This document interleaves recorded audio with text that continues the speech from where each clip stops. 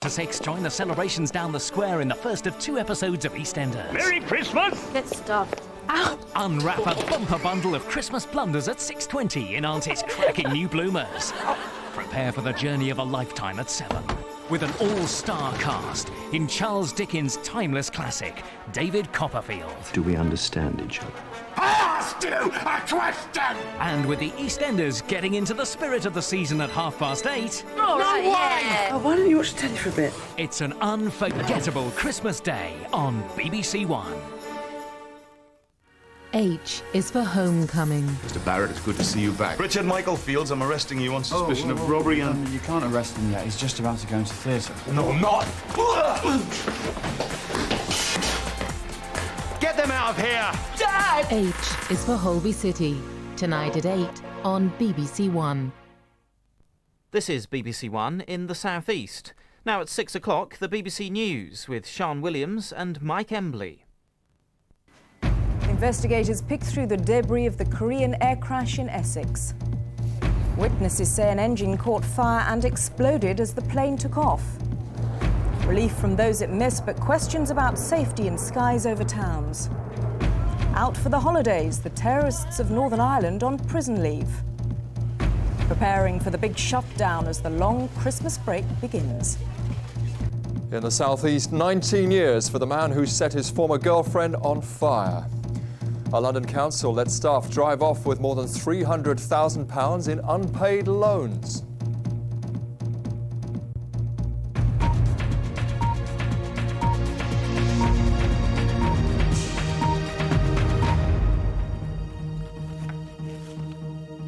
Welcome to the BBC News at 6 o'clock. An investigation is underway tonight into the crash of a Korean air cargo plane at Stansted Airport in Essex. The BBC has learned that witnesses saw one of the plane's engines on fire during takeoff. 4 crew members died in the crash, but the wreckage narrowly missed nearby villages. Our correspondent John McIntyre reports from the crash site. This is the precise spot where the 400-ton Korean jumbo jet smashed into the countryside. Such was the force of the impact, a huge crater was formed where the nose of the aircraft first collided, just a mile after taking off. Then the Boeing 747 cargo plane simply disintegrated over a vast area of woodland, smashing trees in its path, and leaving the investigation team the difficult job of scouring the torn and twisted metal for clues. Crash investigators have already recovered one of the black box flight recorders, which could prove vital in trying to find out exactly what caused this tragedy. They've also confirmed that the pilot did not make a mayday call in the final moments before this terrible accident. But the emergency services say they and the local community are desperately relieved that the crash happened here in this field. It could have been so much worse, they say. That's because the crash happened perilously close to the village of Greater Hallingbury. Here it's just possible to make out the torn-down power lines next to this house. And this farm is just 40 metres from where the debris landed when the crash happened at 20 to 7 last night. Eyewitness accounts seem to support one theory that the plane may have suffered engine trouble. We saw the plane, it was quite low, and my mum was going, that's not going to make it, it looks too low. And so we turned around, it looked like the end of our garden, and the plane just suddenly went down. There was like the shake of the house. And then suddenly up went this massive orange fireball. Everything lit up, like, you know, as if everything was real bright, and rushed out to the back, and it was just like a firework display out the back, sparks flying everywhere.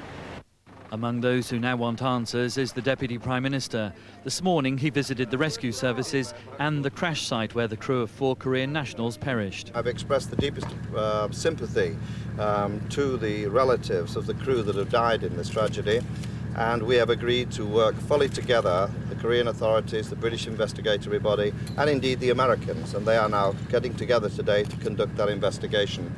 Also at the crash site was the Korean ambassador, expressing regret at this latest tragedy involving his country's national airline. I'm very much saddened and disappointed of this accident, but I feel very relieved that the village and the populated area was not affected.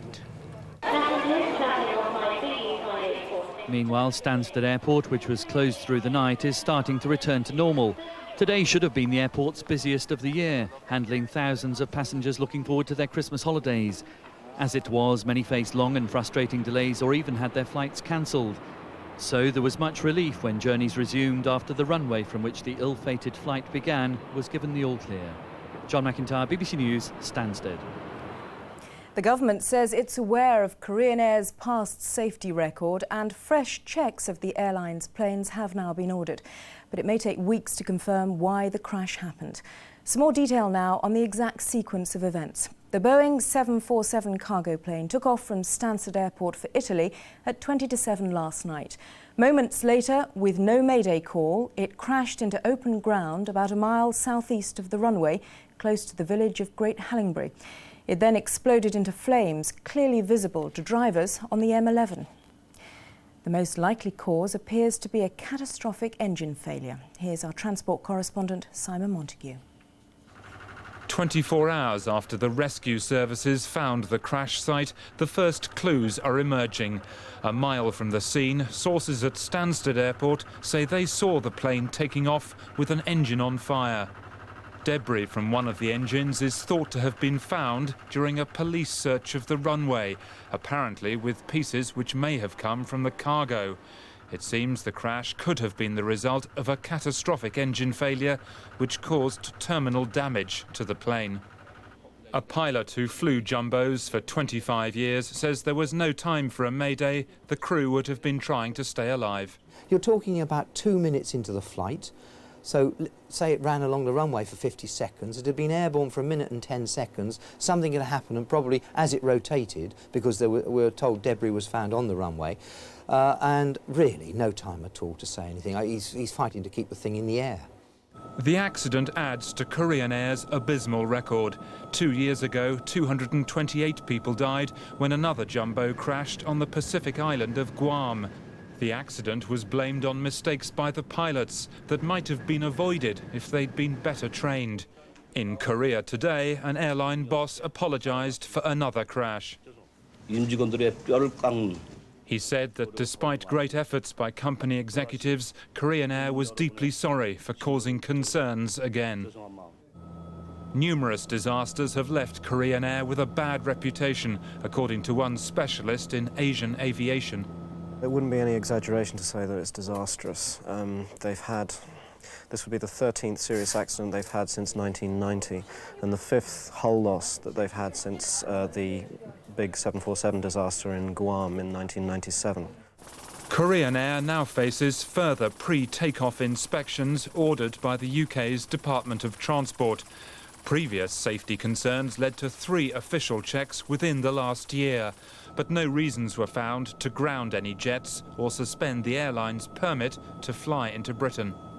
In 1989, an amateur cameraman captured a United Airlines DC-10 crashing after a mid-flight engine failure. In what might yet prove a parallel to last night's crash, investigators decided that accident was probably caused by failures in maintenance procedures, resulting in a catastrophic disintegration. Simon Montague, BBC News. Whatever the causes of this crash, people living in the villages around Stansted are just relieved the debris didn't hit them. But as June Kelly reports, it's raised new questions about the safety of living near airport runways. The people of Great Hallingbury live with the constant threat of an air accident.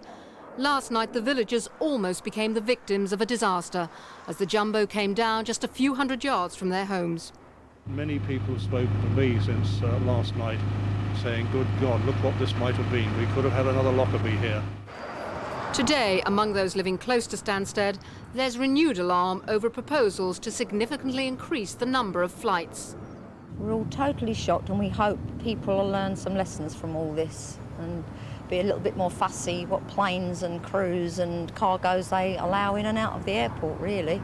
We're concerned about the way it's expanding, and we're not really getting much say in it. The villagers are also objecting to proposals to build a new housing development close to the airport. Amid the relief here that a major tragedy was averted, the concern now is for the future and proposals to increase the air traffic over Stansted. It's a worry shared by all communities who live close to airport runways. Unlike Stansted, most UK airports are in densely populated areas with thousands of people living on their flight paths. As air traffic constantly increases, the risk to people on the ground is growing.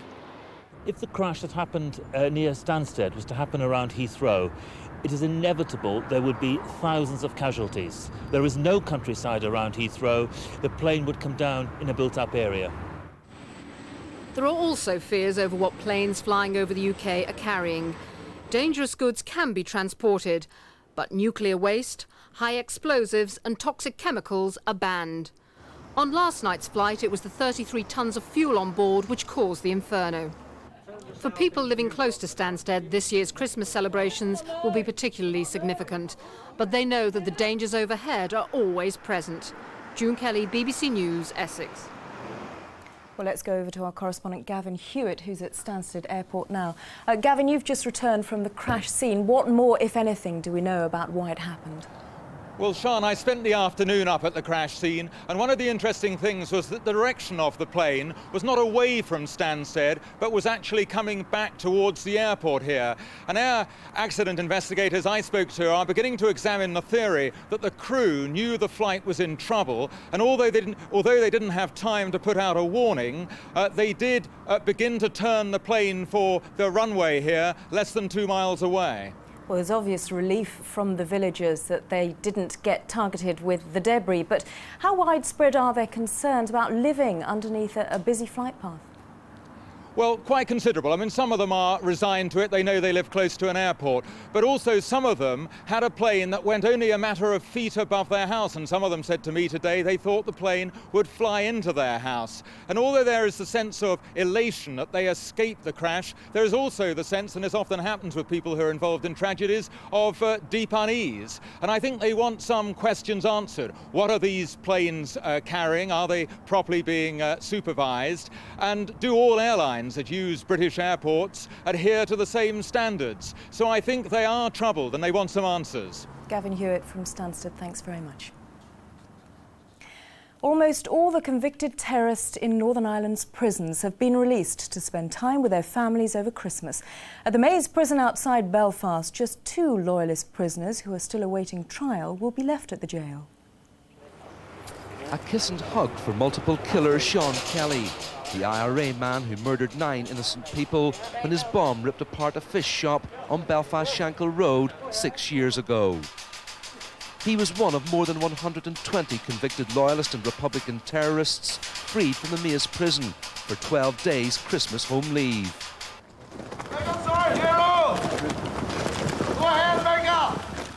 Loyalist killer Michael Stone was also freed. He shot dead 3 mourners at an IRA funeral in Belfast 11 years ago. He left behind the austere prison regime to be driven away in a luxury car. Critics of the leave scheme say it's unfair terrorist killers can spend Christmas with their families, a privilege they denied their victims.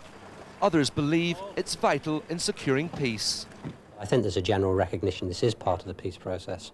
I also think there's a general feeling in this community that we're moving on from violence and into something new, and the process of prisoner release is all part of that. The prisoners returned to jail in early January, but will be freed permanently by July. At the height of the Troubles, this jail housed more than 700 of Northern Ireland's most dangerous terrorists. This Christmas, there'll be just 2 inmates behind these walls. And if everything goes according to plan in the peace process, it will be closed by this time next year. Tom Coulter, BBC News at the Maze prison. Venezuelan officials say they've completed the rescue of survivors stranded by last week's devastating floods. It's thought many thousands of people may have died when mudslides engulfed whole villages along the country's northern coastline. Philippa Thomas reports on the efforts being made by local authorities and aid agencies.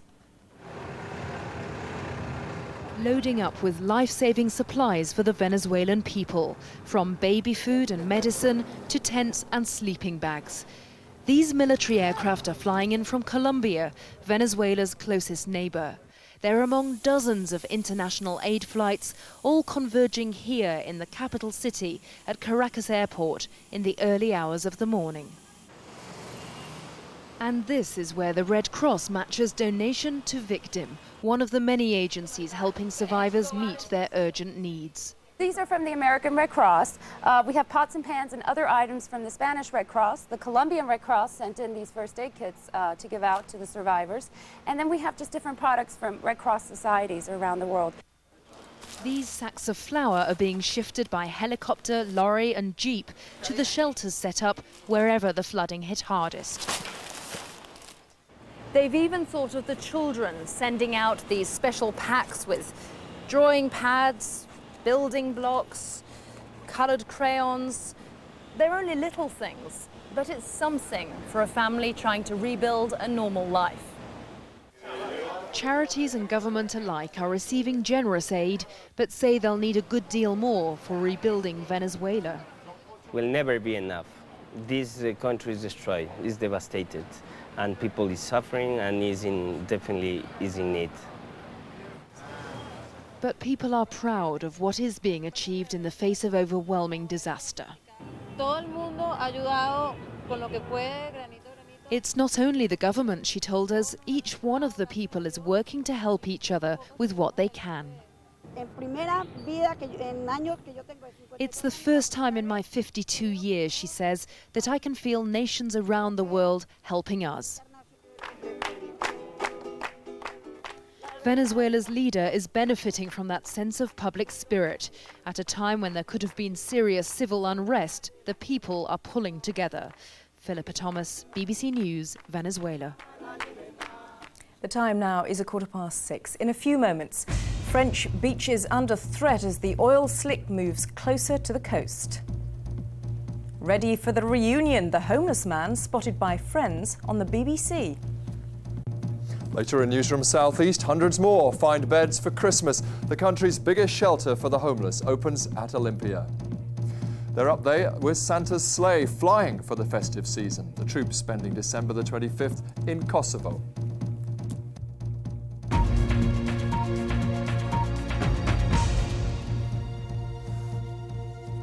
Changing winds are keeping the people of Western France guessing as to where the giant oil slick drifting in the Atlantic will finally wash ashore. The oil leaked after the tanker Erica broke up in a storm 11 days ago. At the moment, the resort of Le Croisic could be the first to suffer. Our environment correspondent Robert Piggott is on the French coast. Picturesque fishing villages, sandy beaches and rich wildlife are the pride of France's west coast. Tourists, many of them British, flock here every year, and it's the centre of France's oyster fishing industry. Local people are appalled at the prospect of what they call the black tide heading in this direction, and they're doing what little they can to prepare for it. Half the sunken tanker's cargo of 30,000 tonnes of oil has leaked out. A luminous green dye is being used to mark the blankets of treacly oil in the hope that pumping operations will be made more effective. The village of Pornic relies heavily on tourism. Visitors who may stay away if the coast is blighted by pollution. It will be a problem because Pornic is a seaside resort and people who are coming in Pornic are coming for the swim, and if the pollution was coming in Pornic, it will affect all this. Up the coast, the fishing and tourist village of Le Croisic lies directly in the path of the oil. Huw Edwards represents local fishermen. Potential damage is difficult to evaluate, he says, but with fishing at sea and the oyster beds in the estuary, it could be a disaster. Gulls, avocets, grebes and Brent geese are among the birds which gather in the muddy estuaries and which are now in jeopardy. Ornithologists have already found 133 oiled seabirds dead or dying and expect thousands to perish. Local people are bracing themselves for the worst oil pollution in France for 20 years. Since the oil tanker Erica broke up, northerly and easterly winds have kept the oil offshore. In the last couple of days, they've switched to southerlies and westerlies. That means, by the latest calculation, that the oil will probably reach offshore islands sometime tomorrow, and these beaches on Christmas Day. Robert Piggott, BBC News, Le Croisic in France. One of Neil Hamilton's main backers during his failed libel action says he won't pay anything towards Mohammed Al Fayed's legal costs. The Earl of Portsmouth says he's prepared to go to court over the matter. Mr Al Fayed has vowed to recover his legal costs from Mr Hamilton and his supporters. It's thought it'll be more than £1 million. JCBs. The Earl of Portsmouth has revealed himself as one of the substantial contributors to Neil Hamilton's fighting fund, but he doesn't want Mohammed Al Fayed to get his hands on his money. He's instructed a solicitor with that aim in mind. I shall be vigorously resisting any attempt by Mr. Fayed to take my cash. If he wants me to contribute towards his costs, he will have to take me to court. OK, thank you very much. Mr. Hamilton's biggest financial backers could be forced to pay up if he can't find the money himself. He's admitted he's broke and facing bankruptcy. Mohammed Al Fayed, who used some of the country's leading libel barristers and solicitors, says he'll do everything he can to recover his costs. The issue of whether those who bankroll court actions should be held liable is now being addressed by the government. This is a much wider issue than the Hamilton case, and one that we're going to look at in a consultation paper next year. We form no views, but we're going to start a public debate on this. But any change will come too late to solve Neil Hamilton's financial dilemma. If he or his backers can't or won't pay, then he and his opponent will be back in court again soon. Jane Peel, BBC News. Within the last half hour, Scotland Yard has announced that an internal police review will be held into the case of the missing estate agent Susie Lamplugh.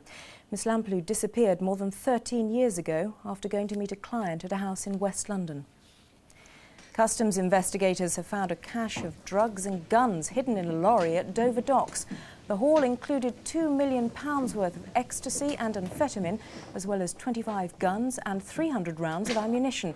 It was all hidden in a crane arm being shipped in from Belgium. A British man who doused his former girlfriend with petrol, then set her alight, has been jailed for 19 years by a court in Australia. Gabriella Mazzali from Lincolnshire suffered burns to more than 90% of her body. The court heard that Stephen Ray from Perthshire had wanted to destroy her life after she had broken off their relationship. America has accused Russia of ignoring international law in its offensive in Chechnya. The Deputy Secretary of State, Strobe Talbot, said the measures used far outweighed the threat. But despite the criticism, the Russians have stepped up their attacks on the capital, Grozny. Our correspondent, Jonathan Charles, has spent the day in Chechnya. Another shell slams into Grozny. Night and day, the barrage rarely ceases. For the thousands of civilians trapped in the Chechen capital, the constant Russian artillery attacks are taking their toll. Life amidst the shattered buildings is becoming intolerable. Today, Russia was accused by America of failing to live up to international standards of human rights. A diplomatic way of saying that Russia doesn't care about the impact of the war on innocent civilians. This woman says that after 2 months of bombardment, she has no water, gas or light. There's nothing here, absolutely nothing.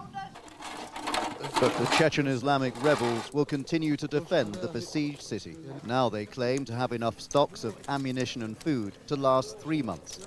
The flame of independence won't be snuffed out. Many rebels are being killed, though. The Dadaev family are mourning the loss of their 28-year-old son, Ruslan. He died in Grozny during a tank attack 2 days ago. His sister Ramisa says if she saw a Russian now, she'd kill him. So the hatred between the two sides lives on. The Russians believe that they'll take Grozny by the new year. But families like this, who've sacrificed so much, say it'll never happen. Chechens won't give up the fight. Jonathan Charles, BBC News, Chechnya. The big Christmas break begins tomorrow. For some people, it's almost business as usual, but many will have the longest holiday ever, 11 days. And for a lucky few, it's much, much more. Our Millennium correspondent Emma Simpson reports. It's the usual last-minute Christmas rush, but by the end of tomorrow, an unprecedented shutdown will begin. 4 bank holidays, along with Christmas and New Year over 2 weekends, will trigger Britain's biggest mass holiday in living memory. One of the last rubbish collections of the year in Buckingham. Like many small district councils across the UK, the bin men won't be taking away the empty champagne bottles until January the 4th. I've been here 33 years, and it's the first time since I've been here we had more than a week off at Christmas. It's gridlock at the checkouts. The major supermarkets are gearing up for an unprecedented two-day shutdown on the 1st and 2nd of January. At Sainsbury's biggest store in Birmingham, they're opening round the clock to meet demand. This year's different. All these shoppers will be back in the store next week doing a full shop because it's the Millennium Week next week. It's going to be an extremely busy week for us in that people won't be topping up for New Year. They'll be going for a full-on shop next week because the people are having parties and catering at home. But what about cash? Billions of pounds of extra money has been made available to keep the cash machines going. But if you put a cheque into your bank on Christmas Eve, don't expect to draw on those funds until the 4th of January at the earliest. Millions of workers across the UK may be about to enjoy a bumper 11-day break, but our elected representatives do even better. At Westminster, the debating chamber emptied 2 days ago. The politicians won't be back until January the 10th. Scottish parliamentarians went to their constituencies 6 days ago. They have 3 weeks off. But Welsh Assembly members and their colleagues in Northern Ireland aren't sitting for a month. But no doubt all our rulers will be working hard for their constituents during the break. Emma Simpson, BBC News. A homeless man is being reunited with his family for Christmas after he was spotted by friends on a BBC News report. Stephen O'Brien was living at a hostel at Hove in Sussex when he was filmed. His mother got in touch with him and now is on a train back home to Swansea. At the hostel, Stephen McBrien has been packing his bag to go home for a Christmas he never dared dream of. He left his family 2 years ago to hide a drugs problem from his mum, ending up homeless on the streets of Brighton. They couldn't contact him when they moved house. His link with home had been lost. Then last week, a report featuring his hostel ran on the BBC 6 o'clock news. A family friend spotted Stephen. His mum at last had a phone number to ring. I was crying on the phone, and when I came out the office, my friend thought there was sort of death or something in the family. And I says, no, I says, you're not going to believe this. I says, I'm speaking to my mum after all these years. His mum's now waiting for him in Swansea, knowing this will be a special family Christmas. He had nowhere to go, he was homeless and he didn't have to be, so I'm just glad that he's coming home and he's got somewhere to go, because a lot of them don't have anywhere to go, and Stephen did have somewhere to go, he just didn't know how to get there. Would you give us a ring when you get there? Aye. With the help of hostel staff, Stephen's now off the drugs. His journey to Swansea will also be a fresh start. He plans to make a new life there, with his family around to help. Valerie Jones, BBC News. Now let's catch up with that all-important Christmas weather forecast. John Kettley's here. Have you got good news for us, John? Well, not if you're a child, no, because we can keep the sledges in the garage once again. Do you know, we've only had 9 white Christmases, official ones, in London this century, and that's the way it's going to stay, sadly. There will be some snow around, and I'll come on to that in just a moment. Today it's been wet and windy in the west, and that wet and windy weather is spreading eastwards all the while, so some more heavy rain to come tonight. A further risk of flooding to come tomorrow as well, as the gales return and the heavy rain starts to push northwards again. And on Christmas Day, well, there will be some snow over Scotland, mainly up in the far north and over the hills. Further south, well, a few sleety showers perhaps over the higher ground. That's just about it. The strong winds are, though, with us already, and these strong winds will remain with us for the next few days too. Some really quite squally winds at times, accompanied by that heavier rain. We've seen the rain piling into the west throughout the day, and it will continue to track eastwards in the next few hours. But it really is quite nasty at the moment, especially across parts of Scotland, into Wales, northwest England and Northern Ireland. That's where the heaviest rain is likely to be for the next few hours. And then it'll push away to the eastern side, lingering down across these more southern parts through to tomorrow morning, and quite a wraparound of squally showers feeding into western Scotland too. And there's more rain for all of us during tomorrow. More in the next 30 minutes. Sian. Thanks, John. And tonight's main news again. Investigations are underway into the cause of the crash of the Korean Air Cargo 747 near Stansted. BBC News has been told that one of the plane's engines was in flames before it took off. Now it's nearly 6:30. Don't forget there will be an update on the day's main stories later in the hour, so stay with us. In a moment, it's time to join the BBC's news teams across the United Kingdom.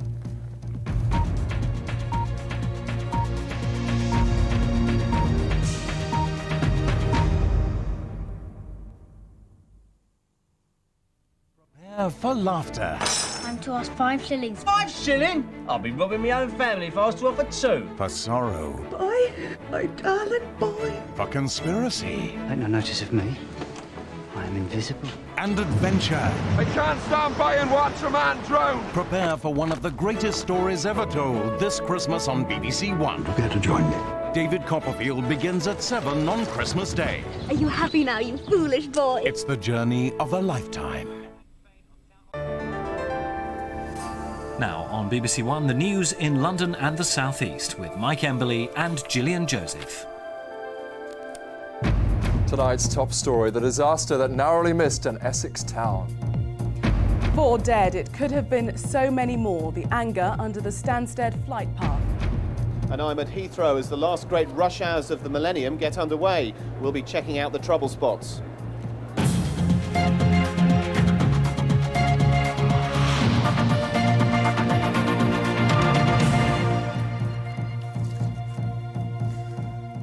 Programme tonight, the waiting and worrying game at Stansted continues with 45,000 passengers turning up at the airport and thousands of them still struggling to board their flights. After last night's Korean Airlines crash, today was always going to be a distressing and difficult one at Stansted. But now staff are warning that long delays will continue right through the night. Charlie Figgis is at Stansted now. Yes, hello. Well, it really has been a very fraught day here for thousands of passengers. Some of them have waited up to 20 hours to board their flight. The airport did reopen at 11:30 after air investigators cleared the runway from any debris. But even so, things are by no means back to normal. Tired and fed up after a night of waiting for news of their flight departures. While some sat patiently, others accused airlines of not giving them enough information about the extent of delays. Ryanair was heavily criticised.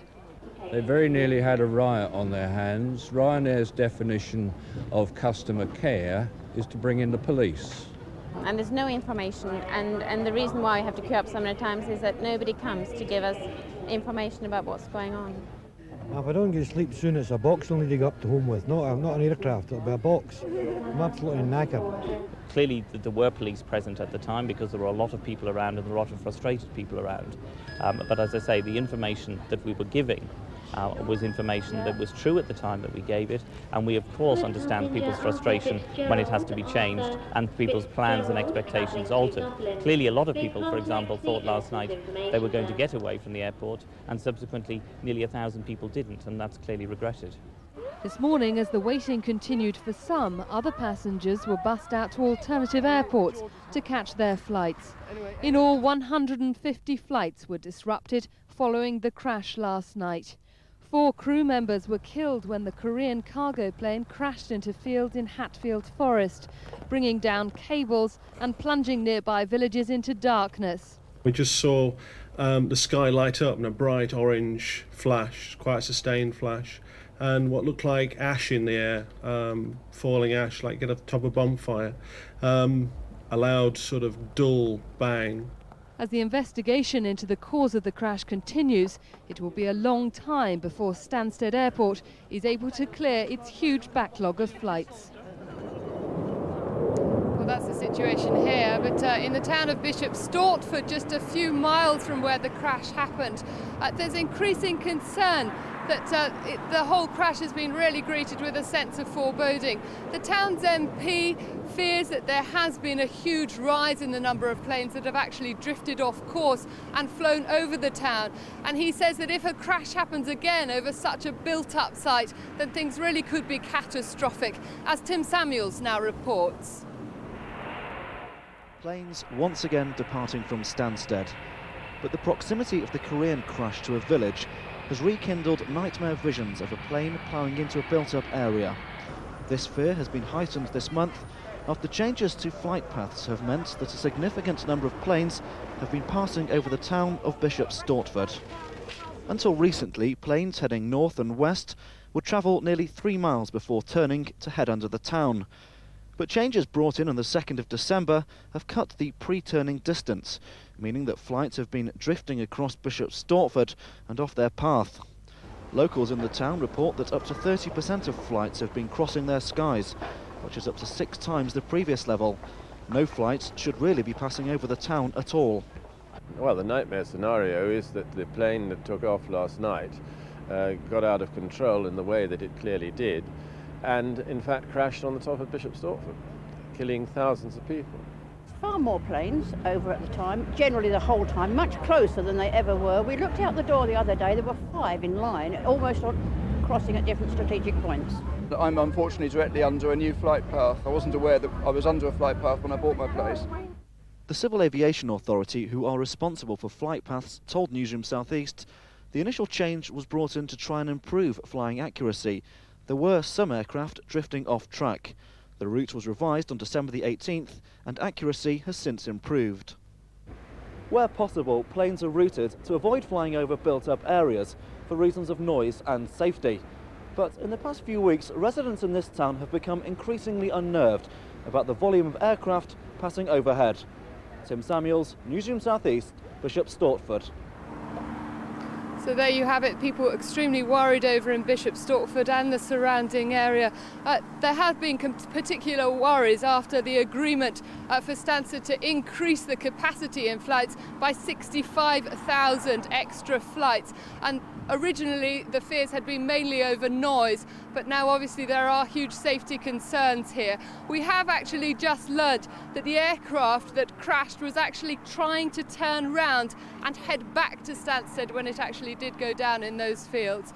Back here at Stansted Airport, things definitely not back to normal yet. The latest picture is that 4,000 passengers, they're still trying to get flights. Things are moving obviously a lot quicker than they were this morning, but a huge backlog still happening. Airport officials are asking people still to call the airlines before checking in because there will be delays throughout the night, but they are hoping, fingers crossed, that by tomorrow morning the backlog will have been cleared and things will have got back to normal. Now back to Gillian. Charlie, thank you. Lots more to come, including a bed for Christmas. Hundreds arrive at Olympia as the country's biggest shelter for the homeless opens its doors.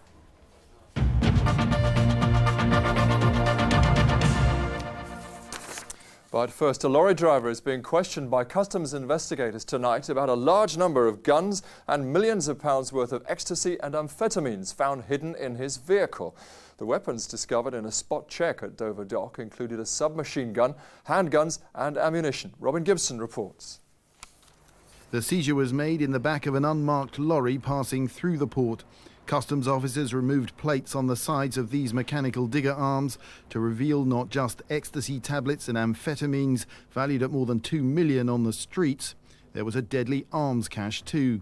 A Scorpion submachine gun capable of firing 800 rounds a minute, 20 Browning pistols and 4 Smith & Wesson handguns, as well as 300 rounds of ammunition. Drugs and guns found together, it could be anything because we're talking about very high-profile criminals here who have access to this, so I think we've got to keep a very open mind as to where we go from here. It's understood the lorry had come to Dover from Germany, although the driver is still being questioned by customs officers from the National Investigation Service. It was picked out by customs officers during routine checks here at Dover's Eastern Docks. This discovery is the largest seizure of guns made at Dover for many years. The association with a major seizure too of so-called rave drugs presents a new concern for customs officers. It follows warnings that drugs gangs are likely to attempt to cash in on the Millennium celebrations. Robin Gibson, Newsroom South East, Dover. A British man who doused his ex-girlfriend with petrol, then set her alight, has been jailed for 19 years by a court in Australia. Gabriella Mazzali, a London nurse, suffered burns to more than 90% of her body. The court heard that Stephen Ray wanted to destroy her life after she'd broken off their relationship. Michael Peshard reports. The mother of the man responsible was in court to hear the final sentence. Her son had poured petrol on his victim and set her alight while she was lying in bed late one night. Stephen Ray, who's 35, had been living in Australia at the time of the attack. He stood showing little emotion in court as the judge handed down a 19-year sentence. His family believe he wasn't given a fair trial, but had words for the victim too. Stephen is well and will give a good account of himself, whatever his circumstances. Meanwhile, Stephen and his family wish Gabriella good luck and Godspeed. Gabriella Mazzali suffered more than 90% burns to her body. No one in Australia had ever before survived such serious injuries. She clamped her hands across her face to try to protect herself